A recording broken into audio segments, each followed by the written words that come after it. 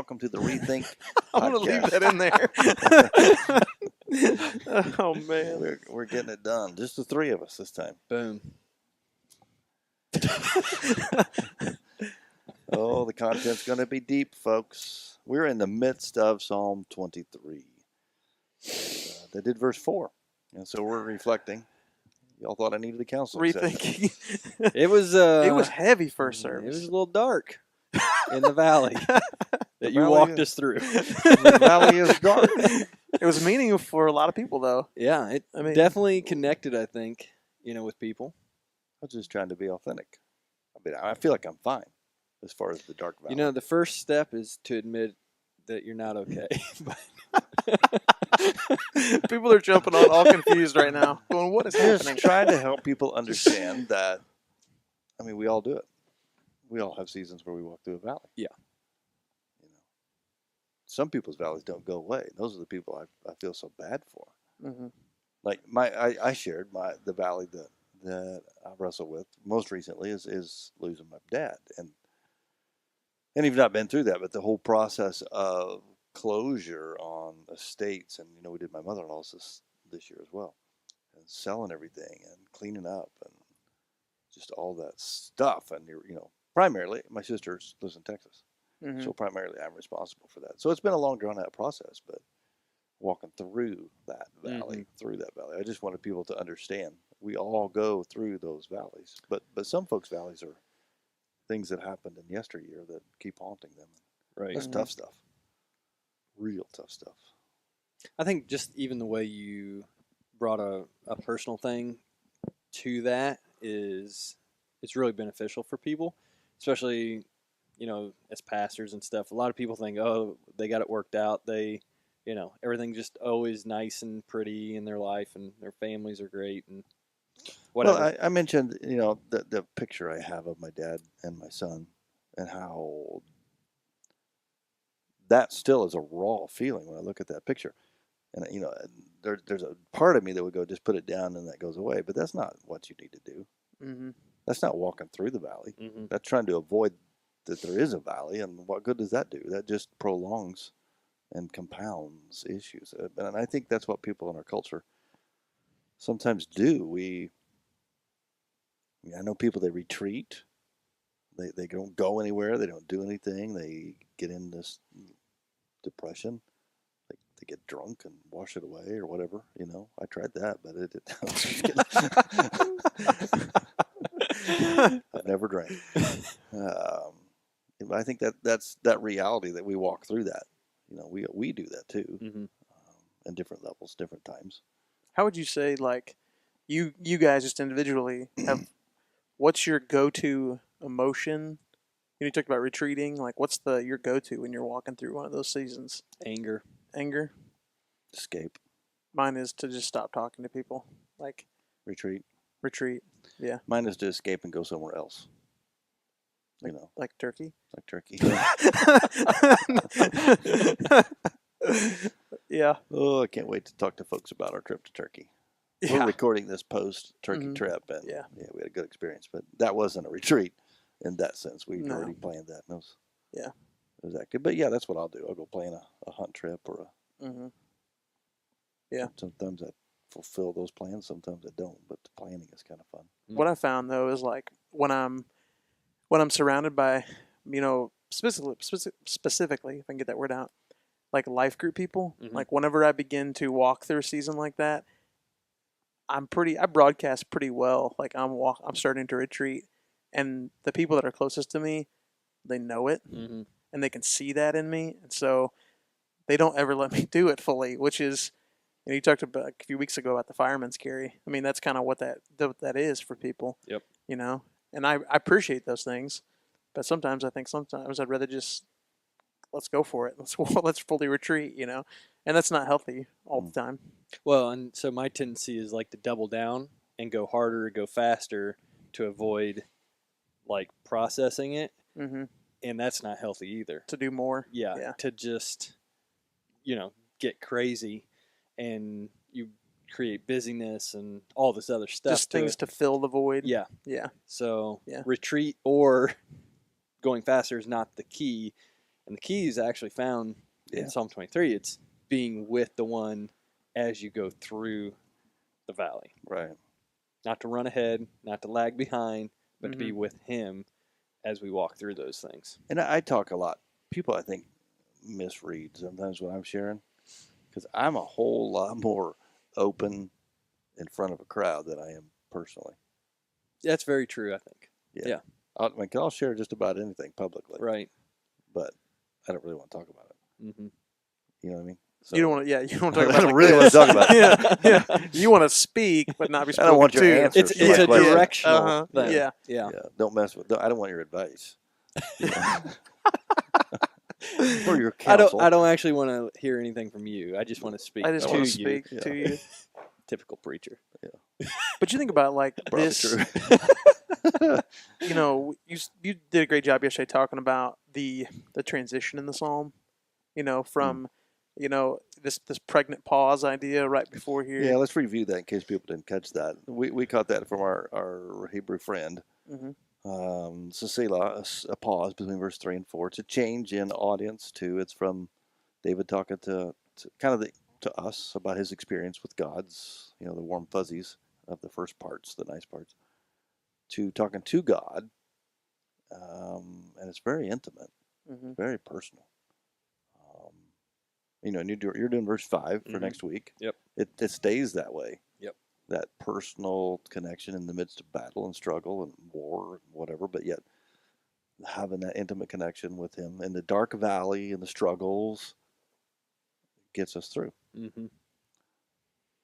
That what you were pointing Yeah, I out? mean, I was just thinking about just the wording of the psalm. Like he starts off talking about my shepherd, I lack nothing, and then within 3 verses, he's talking about walking through the valley.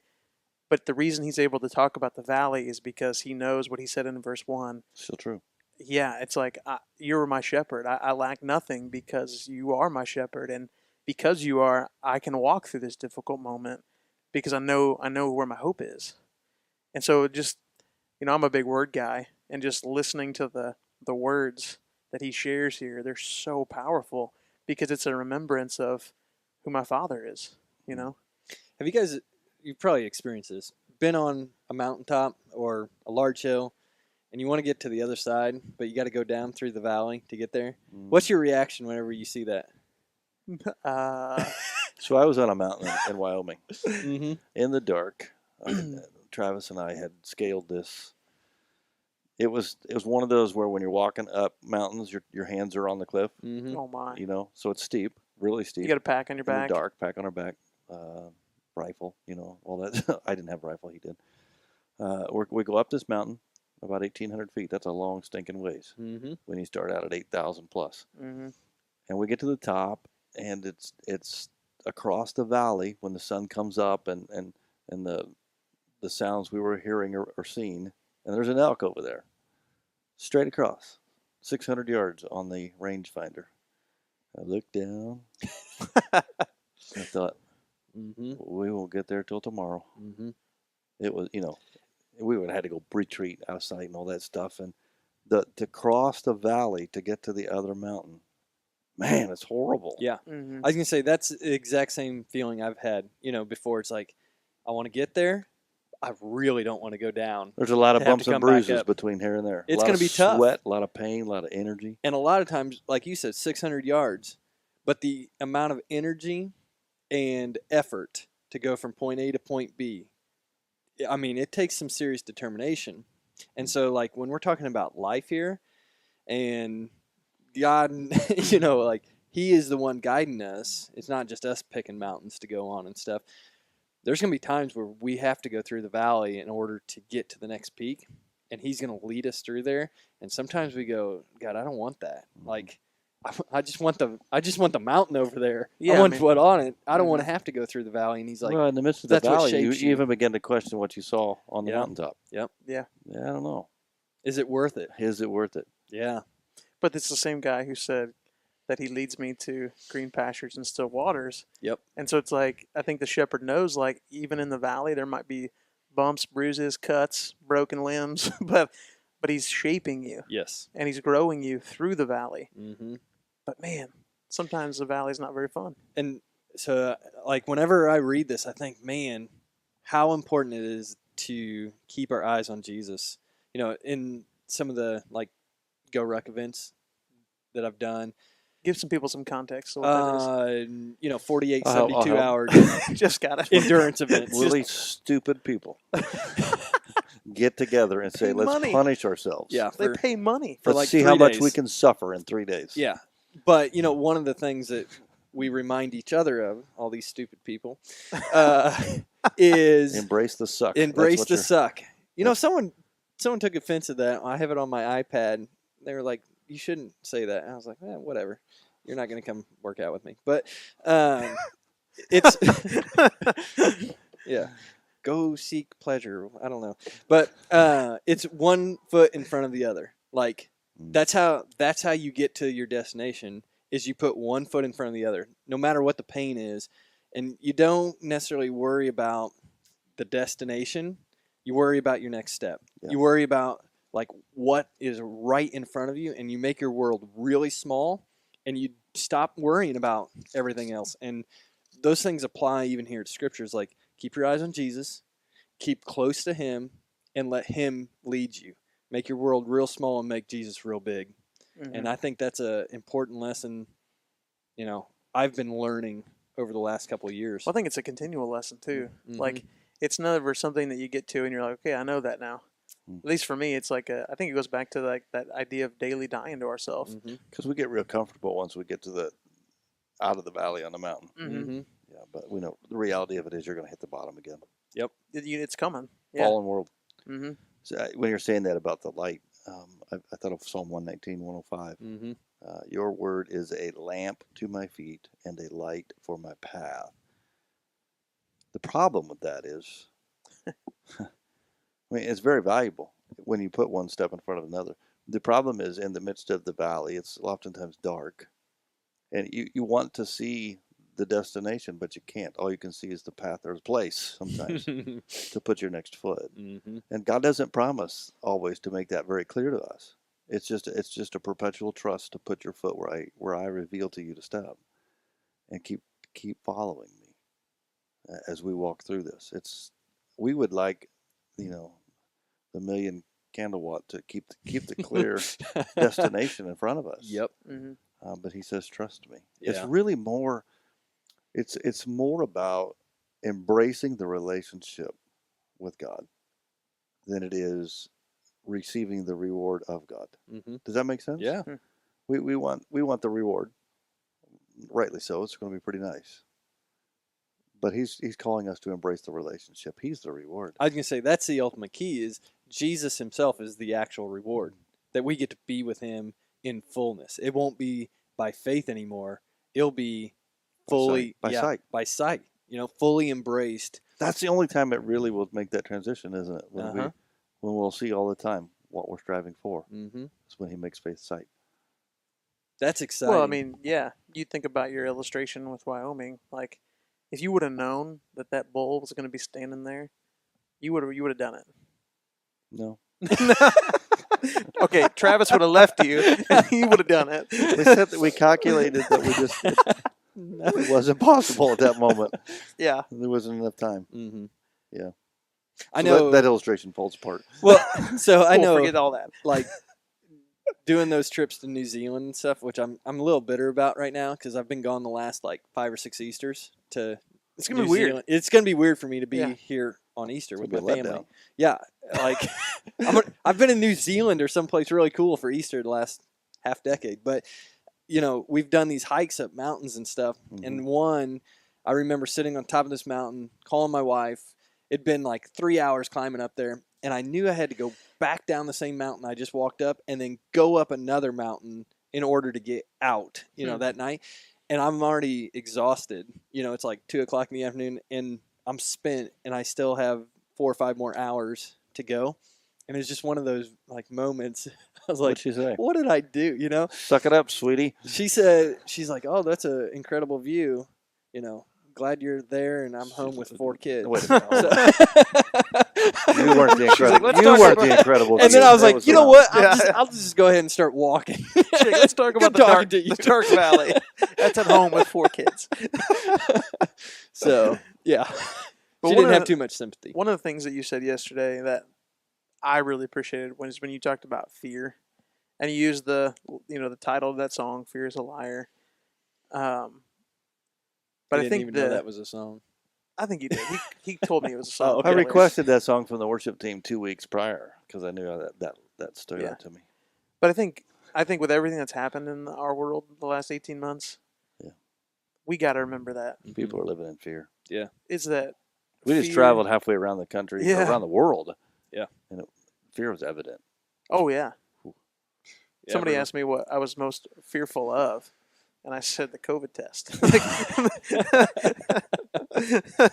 Fred called us babies, and we cried, and that's true because it was terrible.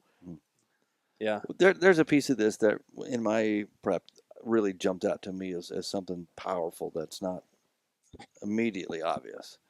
And it doesn't come from the translation we've been using, the newer NIV. It comes from the older ones where it talks the valley of the shadow of death. hmm And I really got to digging around on that concept of shadows. I think there's a lot to be uncovered there. Shadows mean a lot of things. That shadows oftentimes bigger than what's casting them. hmm So I talked about playing shadow puppets. That was a cool illustration. hmm Because it's fake. It's not, Hmm. but it can be intimidating. But we've all done it. Yeah, and it creates something large. And death, the specific application there, death is, well, I reflect on Jesus and Lazarus. He's not dead, he's asleep. No, he was dead, Jesus. Hmm. No, that's just a shadow of death. Really. That's just a shadow of death. He's physically dead, but that's not death. Death is death is separation from God. He's referring to second death. hmm And so that's the real loss, to be separated from God. That happens because of sin. And so Jesus fixed that issue for us. So the reality of death doesn't have to be our experience. We still deal with the shadow, hmm but the shadow's not the real thing. Yep. Man, when I saw that, I don't know where, I think that actually came in my own, the Lord gave that to me, I guess. I don't say that very often either, but I don't read that anywhere else. hmm Hmm. I just felt like that's something we need to wrestle with. We hold so tightly to life, and that's a lot of the fear issues in our world today. Yep. Because we hold so tightly to this life, and it's just a shadow puppet. And that's what Satan wants to do. He is the father of lies and deceit, and he wants to tell us and trick us into thinking the shadow is the reality. Mm-hmm. And he does that in all sorts of ways in our lives. And like you said, death is one of those where, separation in this world, we feel that emotional pull, but the reality is the spiritual death that's what really matters. To be forever separated from the shepherd who can provide for us a never-ending plenty. Yeah. Mhm. We're not going to want. Yep. So to be separated from him forever means we're forever in want. We're forever in need. We're forever incomplete. Mm-hmm. That's the reality to be afraid of. Yep. I The think deal. N.T. Go. Wright talks about hell in a conceptual way being without hope and without pity. And so the idea of never being fulfilled because you're not in the presence of the one who brings fulfillment. You talk about everything that the world has told us that are lies this year, and it's, man, I think that's the biggest thing that people are really wrestling with is that fear, whatever it is paralyzing, and it's keeping them from taking that step, keeping them from following the shepherd. It's keeping people away from community. It's keeping them away from groups. It's keeping them away from buildings. And I spoke to a group of seniors a couple of weekends ago, and that one thing I said, what have you learned from the past year and all this stuff you've been through? Because you're talking about seniors here, man. It hit them at a really tough spot. memorable spot in life, tough spot in life to make changes like that. And person for person, they all said, we just miss being together, just normal together. Hmm. Fellowship taken away. What a sad thing. Yep. Well, that's what I mean, you think about that's what the enemy does. Mm-hmm. Like he gets the sheep by themselves, and they're easily distracted and easily tempted. Yep. And I think we've seen that in our culture a lot this year. And I think a lot of folks that are watching on the internet, we're glad that you do. That's why we do this, because we know that there are some people out there doing that. But the people who have retreated to just that, and they're removed from the fellowship of either a life group or the fellowship community of their church, that's not a sustainable position to be in. Mm-mm. That is that's a dark valley that you need to get out of somehow. You cannot just be led and fed through the internet. Right. Mm-hmm. I mean, even Scripture talks about, Satan is like a roaring lion seeking to devour, and he's roaming about. And you think about how lions hunt. They divide and conquer, and they get the weak by themselves, and they devour them. Mm-hmm. It's the battle strategy of, all of nature is divide Predator. and conquer. But I can't tell you how many times Jeff and I have sat down with couples who have been away and then have come back. And we've got some great friends that watch this podcast that met with us a few weeks ago. And they said online was okay, but man, we've missed this. Mm-hmm.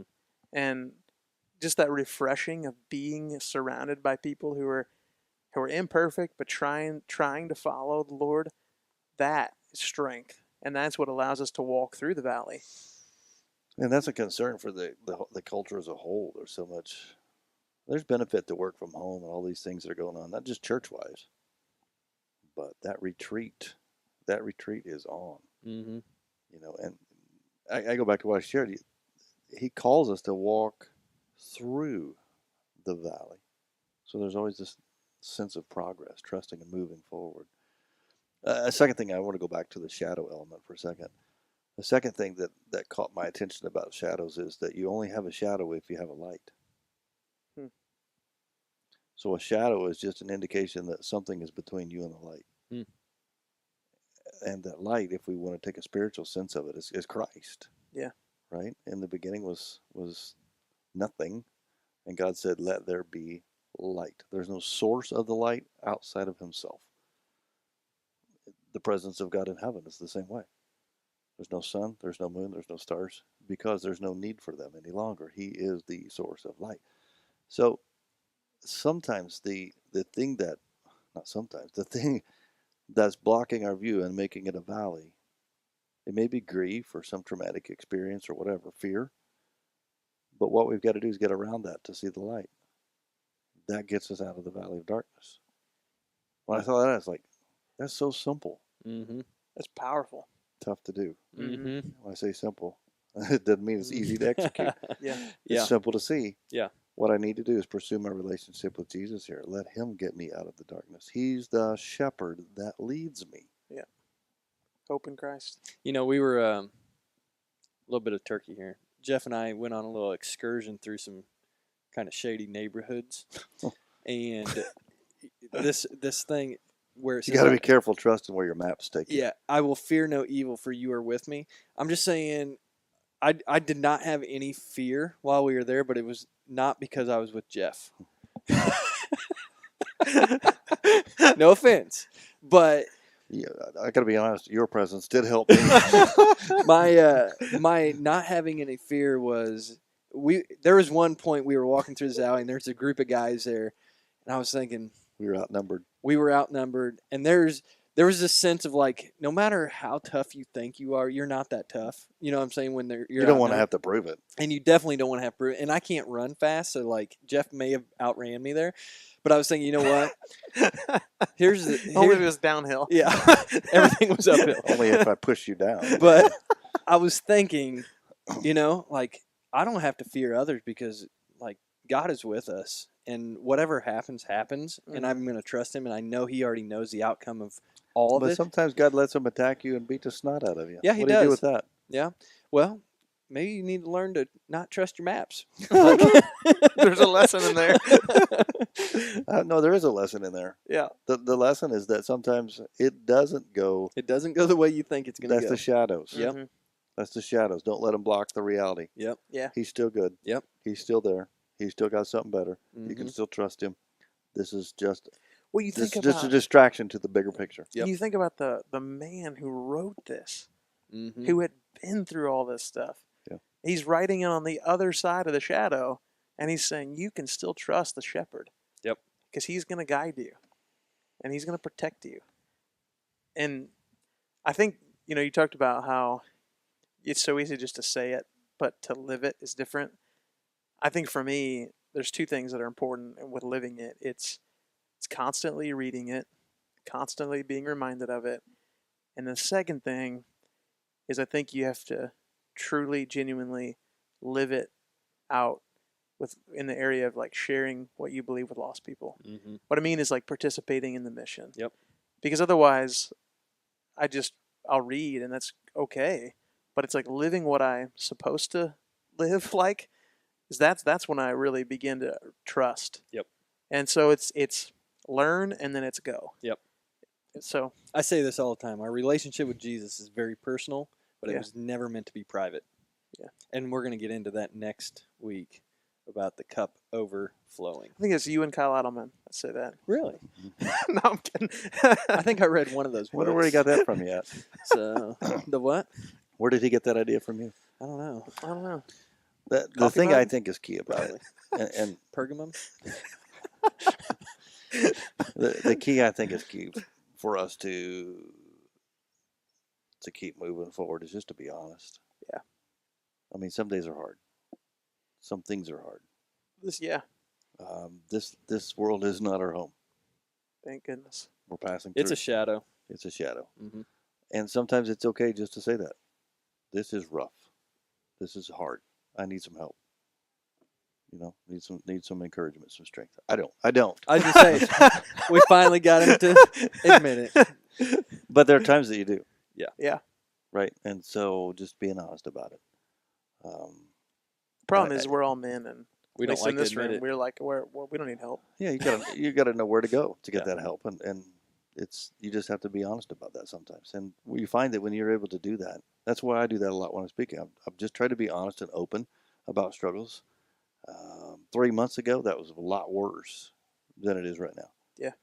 But you got to be honest because you find that, man, I'm not the only one doing this. Everybody goes through these seasons. Yep. And then Paul tells us that those things can be used to minister. You work on that with the Lord, let Him lead you through, because there's somebody else that needs the ministry and help, the balm that you've received. Well, I think that was pretty evident yesterday with just the response we saw online and conversations in the room. I mean, people appreciated the honesty of your heart. I mean, your family has had a lot. It's been a long year, but you're using that as an opportunity to minister to people. So it's learning it and then it's living it, and it's very evident.